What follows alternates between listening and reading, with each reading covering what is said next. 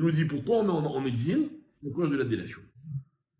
Voilà. On va réfléchir sur un petit point intéressant, c'est que le mot galout ainsi que le mot Géoula sont des mots d'orthographe relativement proches. Même si grammaticalement ce sont deux racines complètement différentes. Mais malgré tout, on retrouve le guillemets et le lamed qui reviennent et dans galout et dans Géoula. Alors analysons ensemble.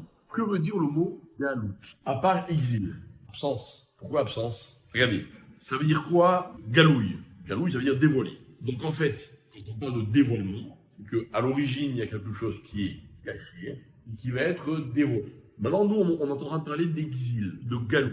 Donc, je vous parle d'exil, mes chers amis, je parle que de l'Égypte, je parle de l'exil en général, tous ceux qu'on a eu malheureusement à traverser tout au long de l'histoire. Quel rapport peut-il y avoir entre galout, l'exil, et les galotes, qui veut dire dévoiler? Si c'était dans le mot Géoula, j'aurais compris. Dieu, il se dévoile à travers la Géoula. Mais quand on est dans galout, il est où Dieu?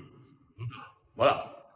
Uniquement, mais il veut plus qu'on le voit. Tout le problème de l'exil, c'est ça, c'est qu'on est perdu. Si on avait des réponses, si on voyait Dieu, ce serait pas l'exil. Donc c'est curieux, parce que normalement, dans galout, j'aurais pas dû parler de Gilouï, qui veut dire dévoilement. Au contraire, on va nous dire que Dieu est absent, il est complet. D'ailleurs, le Rav Ephraim va baser toute son étude en expliquant que le problème de la parole, la conséquence de la parole, négative ou positive, c'est quoi? C'est est-ce que je fais rentrer la haine dans le cœur de celui qui l'aura?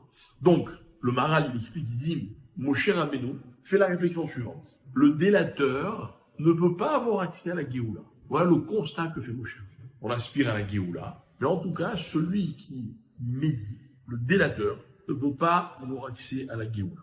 Donc en fait, le principe de la galoute de l'exil existe pour que le peuple juif découvre quelque chose. L'exil lui-même n'est pas un dévoilement, au contraire, mais par l'exil, on peut arriver à une certaine découverte.